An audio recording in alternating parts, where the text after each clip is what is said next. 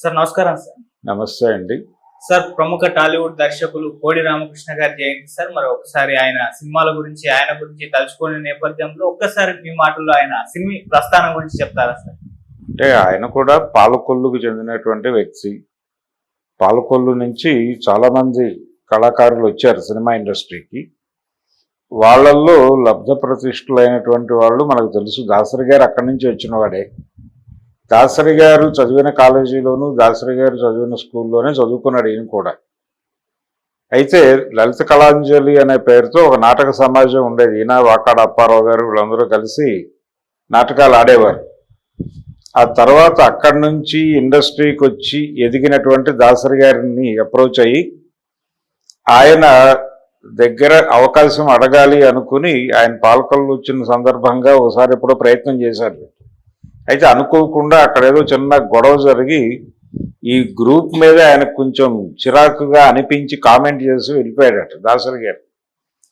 అది మనసులో పెట్టుకుని తను అప్రోచ్ అయినా అవకాశాలు ఇవ్వరేమో అనేది ఒక పెయిన్ ఉండేది ఈయనకి. ఆ పెయిన్తో వెళ్ళి అడిగితే చివరికి ఆయన రమ్మన్నాడు. అలా తూర్పు పడమర అనే సినిమాకి మొదటిసారిగా ఆయన డైరెక్షన్ డిపార్ట్మెంట్లోకి చేరాడు. యాక్చువల్గా ఆయన ఆర్టిస్ట్ కూడా. కోడి రామకృష్ణ గారు చదువుకునే రోజుల్లోనే నుంచి చిన్నప్పటి నుంచి ఆయనలో ఆ కళ ఉంది. బొమ్మలు వేసేవాడు ఆయన. బొమ్మలు వేసే దర్శకుడు అనగానే బాపు గారు అంటారు, కానీ ఇంకా ఇద్దరు ముగ్గురు ఉన్నారు ఇండస్ట్రీలో బొమ్మలు వేసేవాళ్ళు. అలా ఆయనకి కాగితం మీద అద్భుతంగా బొమ్మలు చిత్రీకరించడం తెలుసు కోడి గారికి. అలా దాని మీదే ఆధారపడి కూడా జీవితాన్ని గడిపాడు ఆయన కొంతకాలం.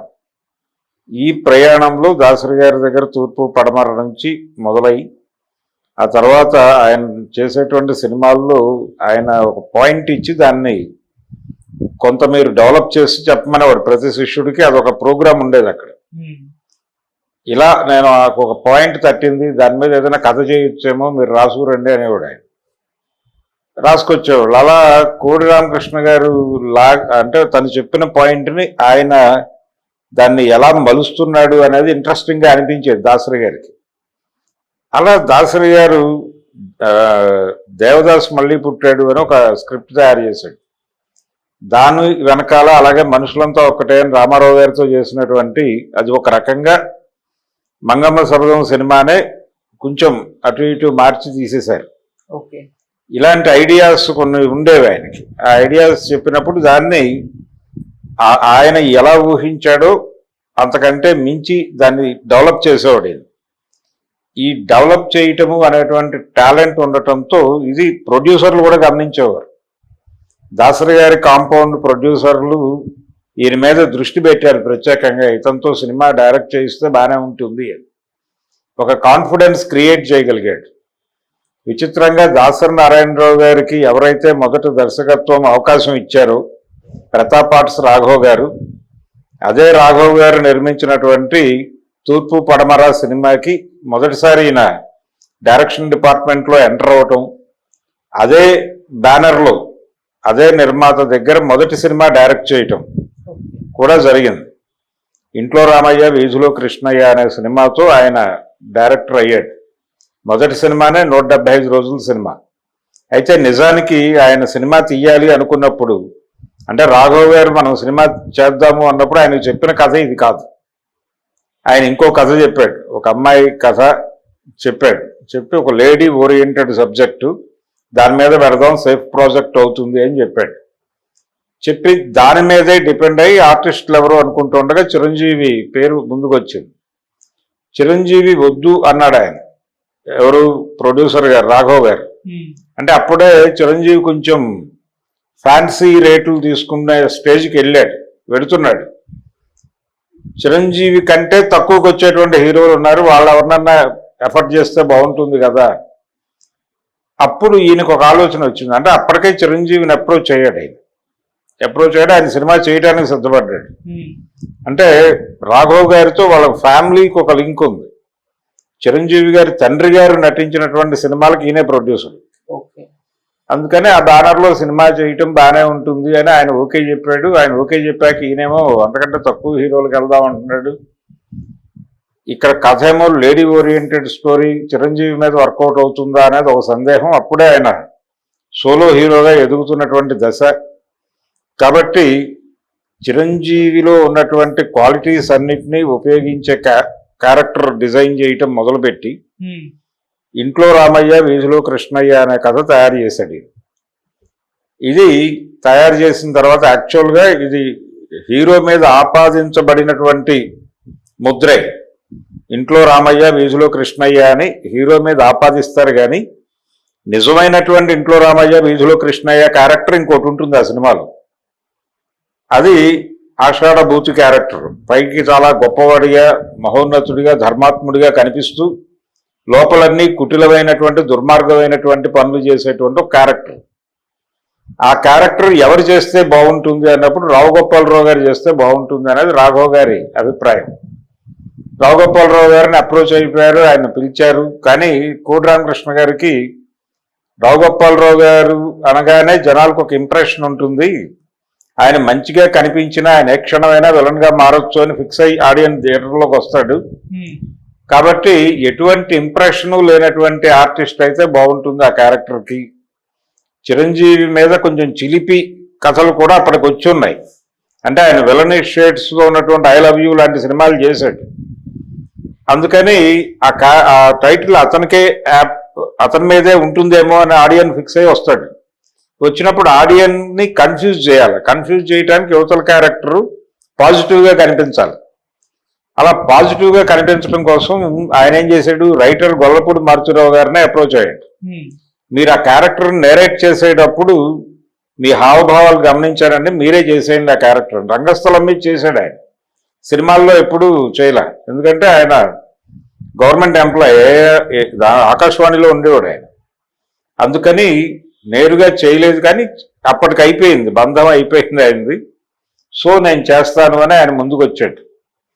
ముందుకు వచ్చిన తర్వాత ఆ క్యారెక్టర్ ఆ ఇంట్లో రామయ్య వీధిలో కృష్ణయ్య అనేటువంటి ముద్ర కలిగినటువంటి పాత్ర, పైకి చాలా అంటే గోముఖ వ్యాఘ్రం ఇలాంటి పదాలు ఉన్నాయి, అలాంటి క్యారెక్టర్ అది.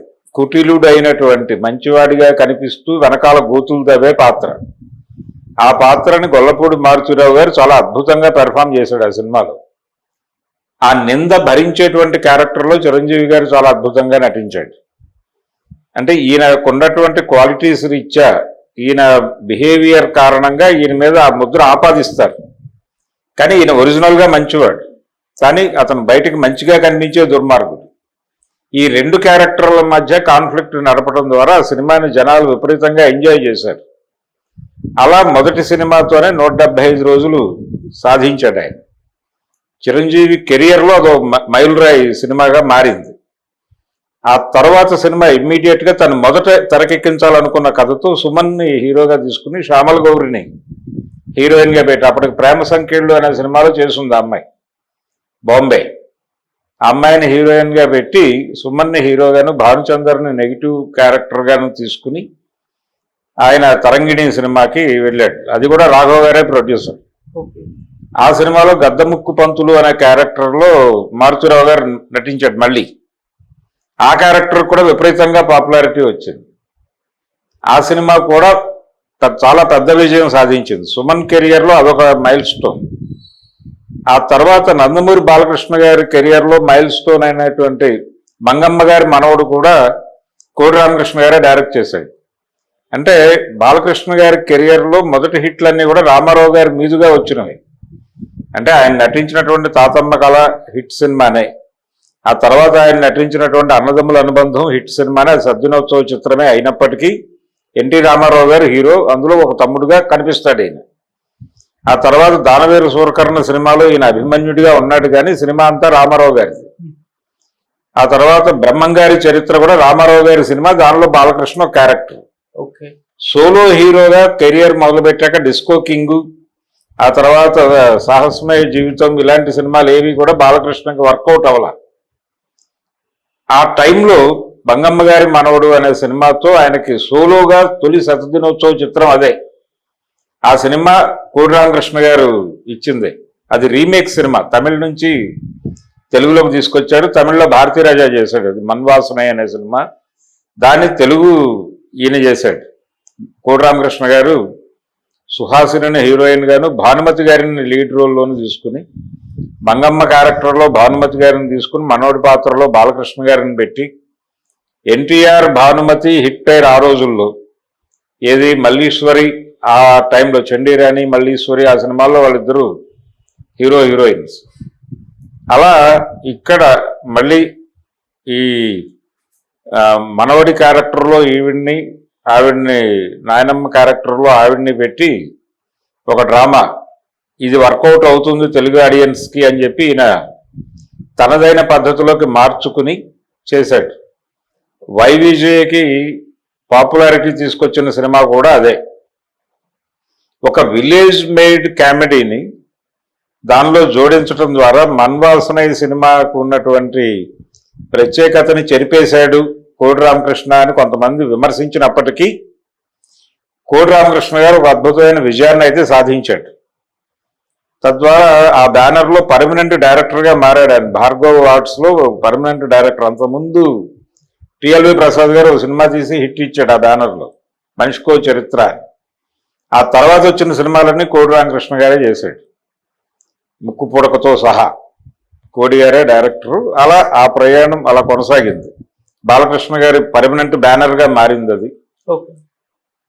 ఇలా అన్ని జానర్లలోనూ సినిమాలు చేశాడు ఆయన. హీరోలకి హిట్స్ ఇవ్వటం మాత్రమే కాకుండా ఇప్పుడు ఇంట్లో రామయ్య వీధిలో కృష్ణయ్య లాంటి సినిమా చేసిన కోడి రామకృష్ణ త్రివిక్రమరావు గారి బ్యానర్లో చిరంజీవిని పెట్టి గూఢచారి నంబర్ 1 అనే సినిమా తీశాడు, ఒక స్పై స్టోరీ.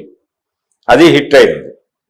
ఆ తర్వాత ఆయన శ్యాంప్రసాద్ రెడ్డితో కలిసి మొదటిసారిగా తెలుగు వారికి గ్రాఫిక్స్ని పరిచయం చేస్తూ అమ్మోరు అనే ఒక ప్రయోగం చేసి హిట్ కొట్టాడు. ఆ తర్వాత నిజానికి చిరంజీవి అంజీ సినిమాకి ఆయన డైరెక్టర్ అయ్యాడు, కానీ తర్వాత ముందు అనుకున్నటువంటి దర్శకుడు ఒక తమిళ డైరెక్టర్ని పెట్టుకున్నారు. అతన్ని తీసి కోడి రామకృష్ణ గారికి అప్పచెప్పారు బాధ్యత. కోడి రామకృష్ణ గారు ఆ సినిమాని ఒక పద్ధతిలో నడిపాడు. అది ఆడకపోయినా కానీ ఆ తర్వాత అదే బ్యానర్ని నిలబెట్టిన సినిమాగా అరుంధతి మళ్ళీ కోడి రామకృష్ణ గారే డైరెక్టర్. ఇలా కోడి రామకృష్ణ గారి కెరియర్లో ఆయన అన్ని జానర్స్ చేశాడు. అలాగే ఒక డిఫరెంట్ సినిమా దేవుళ్ళు అనేటువంటి సబ్జెక్ట్, అది అసలు ఆ ఐడియా రావటమే ఒక విచిత్రం. ఆ ఐడియాని ఆయన ఎగ్జిక్యూట్ చేసిన పద్ధతి, దాన్ని నిలబెట్టిన పద్ధతి, ఆడియన్స్కి కనెక్ట్ చేసిన పద్ధతి. అంటే సినిమా అంటే భారీగా డబ్బులు ఉండాలి అనే ప్రోగ్రాం కాకుండా మంచి కథ ఉండాలి. అంటే ప్రేక్షకుడి దృష్టితో ఆయన కథని జడ్జి చేస్తాడు. అది కోడి రామకృష్ణ స్పెషాలిటీ. సాధారణ ప్రేక్షకుడు ఏమి ఒక రిక్షా తొక్కుకునేవాడు కావచ్చు, ఒక ఆటో నడుపుకునేవాడు కావచ్చు, వాడు సరదాగా టికెట్ కొనుక్కుని లోపలికి వచ్చాక ఈ సీన్ని ఎలా చూస్తాడు అనేది క్రైటీరియాగా పెట్టుకుని ఆయన డిజైనింగ్ నడిచేది. అందుకని కొన్ని సందర్భాల్లో ఒక స్థాయి కలిగినటువంటి ప్రేక్షకులు కోడి రామకృష్ణ సినిమాల మీద విమర్శలు పెట్టారు. మాపల్లెలో గోపాలుడు ఆ సినిమాలో ఒక ట్రాక్ ఉంటుంది, పులుసు ట్రాక్ అని. ఆ పులుసు ట్రాక్ మీద చాలా విమర్శలు వచ్చినాయి. అలాగే గణేష్ పాత్ర అనే రైటర్ని కోడి రామకృష్ణ గారు చెడగొట్టాడు అనేటువంటి ఒక ఇమేజ్ కూడా ఉండేది ఆయన మీద. అయినప్పటికీ ఇవేం పట్టించుకునేవాడు కాదు. ఆయన ప్రొడ్యూసర్ని తన దగ్గరికి వచ్చినటువంటి ప్రొడ్యూసర్కి లాభాలతో పంపిస్తున్నానా లేదా అనేది ఒకటే చూసుకునేవాడు. అలా దాదాపు 100 సినిమాలు డైరెక్ట్ చేశాడు ఆయన దాసరి గారు శిష్యుడిగా.